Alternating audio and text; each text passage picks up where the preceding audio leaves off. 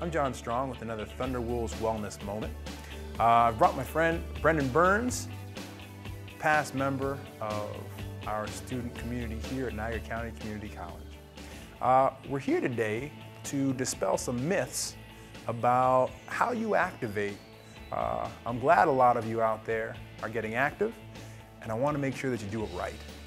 So the first thing we're going to look at is one of the most common exercise that many of you are participating in, and that's going to be the sit-up.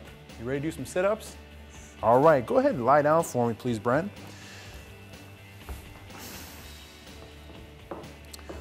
Go ahead and give me 3 sit-ups that we see a lot of folks doing. Oh boy. Yeah, there they go. Yes, sir. And hold that one right up there for me. All right, so I want to take a look at a few things that are troubling to me in this particular example. The first thing I want you to realize is that Brendan has his fingers laced behind his head. If it's all the same to you, I'd prefer you never do that again for the rest of your life. Brendan, do me a favor and slide your fingers down to your temples. Great, love them right there. You can pick this side, or you can also choose across your chest. Another thing that I'm really not crazy about here is where Brendan ends up at the end of his sit-up. He's all the way up here. Are you comfortable up here, sir? No. No, you're not comfortable up here? You could sit up here for a long time though, couldn't you? You could. I mean, it's not comfortable, but you could stay there. This is called a rest point. And the trouble with a traditional sit-up is that it has 2 rest points. There's this point up here, and then we roll all the way back down, and he lies down on the floor. And there's this point right here. 2 rest points. These are problematic to me. So what I want to do in a crunch is eliminate these 2 rest points. Another thing that I have a problem with are Brendan's feet being locked on the floor. What I would prefer is to bring these knees up here so they create a 90-degree angle with the hip. Bring these shins up here so they create a 90-degree angle at the knee. Now I have a scenario within which Brendan has to strengthen or tighten his core in order to hold this position. Now Brendan could sit up there before for a long time, right? But it's actually hard to sit like this for a long time. So we're already working. Another thing I want you to consider is as we come up, bring your chin towards the ceiling. You saw earlier that Brendan's chin was down in his chest. I don't want you to do that because now you're going to get neck strain. Rather, what I want you to do is relax. We're going to bring Brendan's chin up towards the ceiling. See how he looks towards the ceiling? And he just crunches here. I got a nice compact motion. Go ahead, give me 3 of those. 1, 2, 3. Lovely. And relax on the ground. You see the difference? Go ahead, relax. You see the difference between now that Brendan is relaxed and before when he was moving? There was never any shoulder contact in his movement. One more time, show it to the folks at home. And we got a small little motion here. It's a little 3-4 inch motion. We come down another 3-4 inches and we come right back up. Crunch, and again, crunch. And look, here's my hand. He never touches my hand. You see that? So he's never resting. There's no rest point at the bottom. There's no rest point at the top. And we're working or activating the core as we keep those feet in the air. So this is a really nice motion that's going to get you the results that you want without causing injury. Another thing I want you to consider, you can go ahead and sit up for me, Brent. You ever notice how when people talk about getting tight, they talk about getting tight abs, right? It's not they want the tight core, they want the tight abs. Well, if we think about core structure, it actually encircles the whole body from the lower legs up through the shoulders. That's actually the core, and that's what people don't realize. Consider then, if I'm going to work the abs, consider the opposite part of the body. Go ahead and spin over right in front for me here. I've got a whole mass of musculature on the other side of the body, right? I have to consider this back musculature. An exercise I want you to consider is a very simple exercise. We'll call it Superman's. Maybe it'll inspire you to be a Superman or woman, okay? Go ahead and raise up those feet and put them back down, and raise up those arms and put them back down, and we can do these things together. All right, let's bring them both up at the same time and back down. You see how he holds it at the top? He doesn't just pulse up and then come back down. He's gonna come up, hold, come on up, Bren. Hold, 1, 2, go down, and come on up. Hold, 1, 2, and go down, okay? So this is gonna contract all our musculature in the back, and it's gonna allow us to think more core than just abs, okay? Another exercise that a lot of folks out there have problems with is the push-up, all right? You understand how to do the regular push-up, how folks do the push-up, right, Bren? Give me some of these push-ups that we've seen some folks doing. We got the booty up in the air. We got the body turn this way and that way. The head sometimes gets itself out of alignment, right? We look up and we wait for God to help us out, okay? What I want you to do instead is I want a consistent line from the shoulders straight down to the heels. I want a nice tight core. I want your hands far enough apart so that as you come down, you create a 90-degree angle right here in the elbow angle. We're gonna push down, push up. We're gonna exhale up, inhale down, exhale up, inhale down. And that's a nice, perfect push-up without the perfect push-up. Do you really think you need these? Pretty sure you don't. All you need is what you're gonna give to your workout, and that's effort. I'm John Strong, my guest Brendan Burns. This was another Thunder Wolves Wellness Moment. We'll see you next time.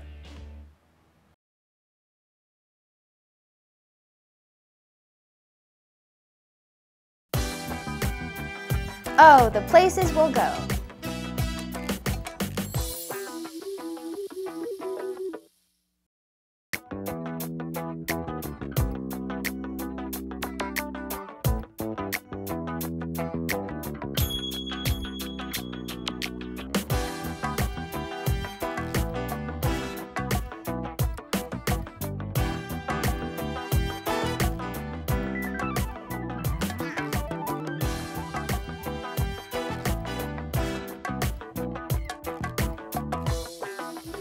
My scholarship will help me make a world of difference in the lives of my future students. Thank you for believing in me. Due to this scholarship, I now have the opportunity, motivation, and support to pursue my career in the environmental engineering field. This scholarship has given me the opportunity to study what I am truly interested in, and at the same time being able to represent NCCC on the lacrosse field. My scholarship allows me to choose a career where I can make a difference. It has opened new doors to exciting opportunities, and for that, I will be forever grateful. At Niagara County Community College, I've been able to pursue my career goals, maintain my part-time job, and keep up on community service. This is all due to your generosity, and I sincerely can't thank you enough. It is 98 3/4% guaranteed that I will succeed. Oh, the places we'll go because you indeed helped us succeed. Thank you. Thank you. Thank you. Thank you. Thank you.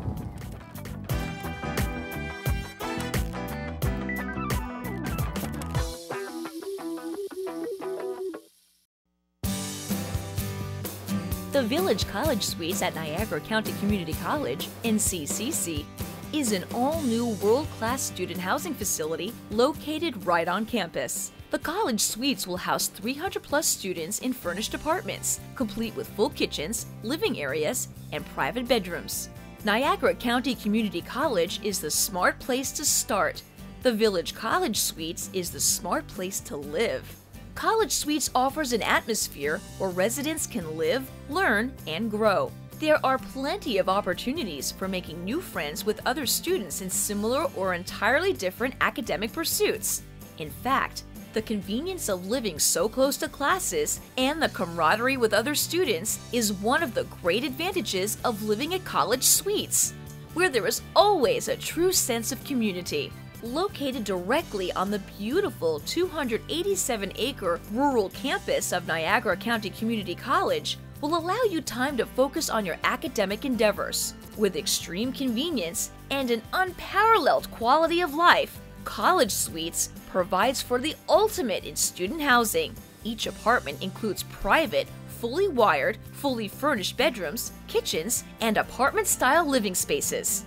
Location is everything, and ours couldn't be better. Nestled in a wooded area of the campus, College Suites is ideally situated for independent student living, just steps from the main Niagara County Community College academic complex. Lighted walking paths provide easy access to and from classes and college events. Plenty of parking is available for students with cars, but our convenient location makes College Suites the perfect place for students without cars as well.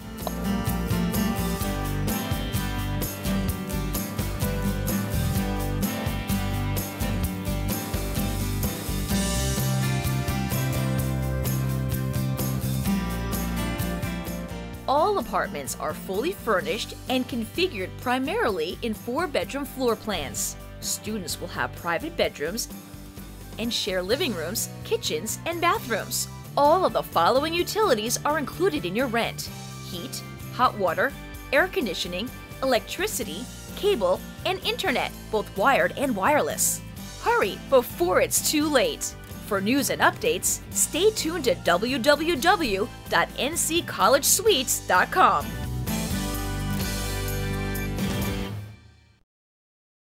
Are you considering college? The smart place to start is Niagara County Community College. NCCC is the region's fastest growing choice for college, with beautiful on-campus housing and 70-degree certificate programs. Exciting choices like international business, recreational studies, horticulture and culinary arts, and now brand new engineering studies and personal trainer certificate course. Plus, NCCC is now the home of the Thunderwolves. Check us out at the NCCC website today.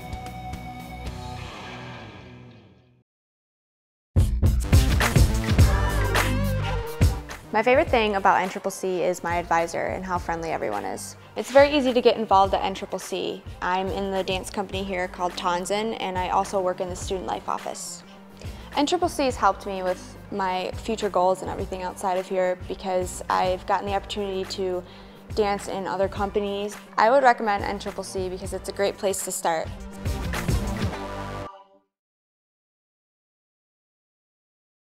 Are you considering college? Well, then the smart place to start is Niagara County Community College. Go to the NCCC website to find out how you can apply today. With beautiful on-campus housing, inexpensive tuition, 70-degree certificate programs like recreational studies and environmental studies, NCCC is the region's fastest growing choice for college. Go to the NCCC website at niagaracc.suny.edu to find out why Niagara County Community College is the smart place to start. Hello everyone and welcome back to Niagara County Community College. My name is Mark Mistriner, Coordinator of Culinary Arts. And with me today, Amanda Viscara, a student of ours from Viscara Vineyards and Becker Farms in Gasport. And everyone, I can't believe holidays are over, we're into Valentine's Day already, and spring is just around the corner. But Amanda and I are here to just tell you a little bit about a couple alternative things to do for Valentine's instead of the traditional box of chocolates or red roses that we've done quite a bit in the past, and maybe this is just a little bit of a change. Today we have some chocolate dipped strawberries, flourless chocolate torte, which is probably one of my favorite desserts, Amanda. But to start off with, I'm going to talk about these chocolate covered strawberries here. Not very difficult to do. Best thing is pick some that are a little bit larger in size. Melt down some coating chocolate or glazing chocolate over a double boiler, which means pot of water, halfway full, not brought to a boil, just to a simmer so we get some steam and some smoke out of it, and the chocolate in a bowl on top of it. You never want the bottom of the bowl that the chocolate is to touch the water because it will burn the chocolate, make it really thick. Once that's melted, take your strawberries, dip them in the chocolate, always scrape them up against the side of the bowl and lay them on a piece of wax paper or parchment paper. While they're cooling, you can do the same process just with some white chocolate.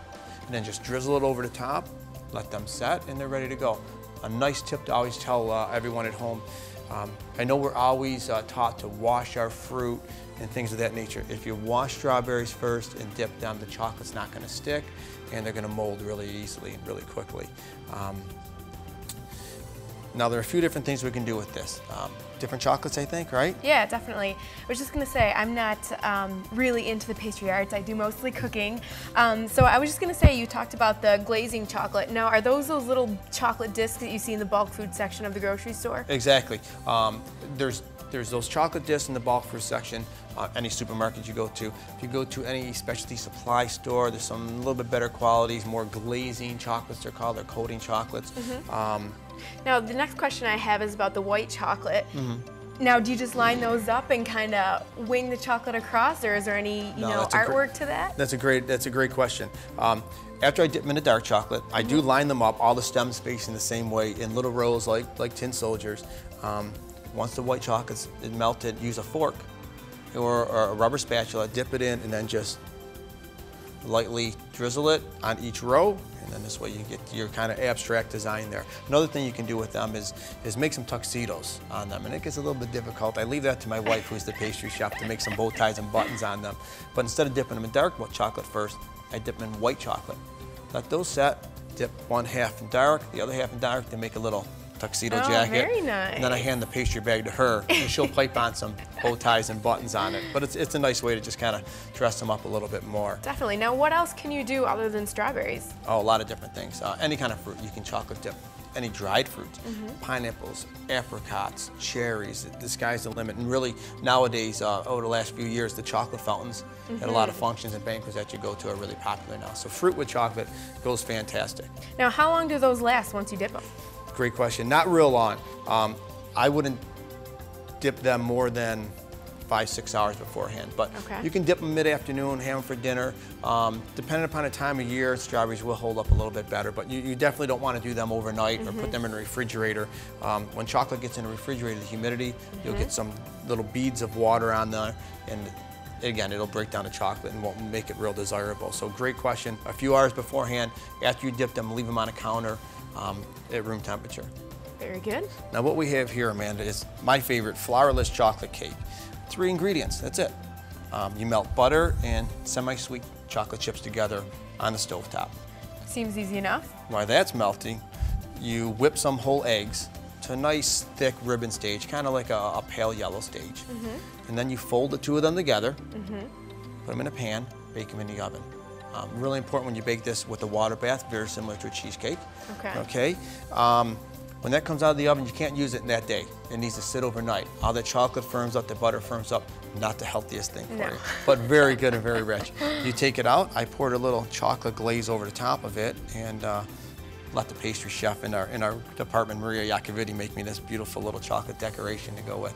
But it's really plain sitting on that plate. Yes, it is. I think we do need to garnish it a little more. I know you're not the pastry person by trade, but I'm going to ask you to maybe decorate this up a little bit for me here. I'll give it my best shot. Oh, you'll do just fine. Okay. What do we have there? A little vanilla sauce? Yeah. Oh, fantastic. And you can make this, everyone at home.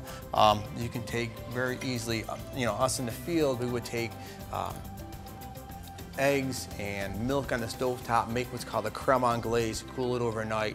The easiest thing to do, everyone, is buy some vanilla bean ice cream, let it melt, and then there's your sauce. There you go. So you're gonna put a couple dots there, just a little raspberry preserve. We're gonna dress it up just a little bit, perfect. Now, we can leave it like that. You can do a couple little things. I'm gonna take a toothpick here, and I'm gonna try and make some hearts out of this, and hopefully it works. Because again, Valentine's Day, I wanna show your significant other how much you love them. So I'm just gonna take the toothpick, the point at the top, and kind of pull it through and make a couple hearts there. Ooh, it's like I'm a professional. You did, it looks great. It looks like you should be on TV on those cooking channels. So again, just a little alternative for the holidays, something a little bit different. It does take a little bit of time to prep it ahead, but I think it's well worth it. It's always great when someone does something themselves for you instead of running out or calling the florist and things of that nature. Again, you can never replace flowers, I don't think, but something a little bit different. With that being said, everyone, it's a great Valentine's Day, a great amount of desserts, very nice, sweet here with the little fresh fruit, very rich and decadent here. Again, the thing is, have a little plan, everything in place, and follow the recipe, and you can execute it perfectly. I'm sure everyone can do well, and I'm confident with that. So with that being said, I'd like to wish everyone a happy Valentine's Day. I don't know about you, but I sure am hungry now. Well, we hope you enjoyed another show. If you'd like more information about NCCC, just give us a call, visit our website, or stop by our beautiful campus in Sanborn, New York.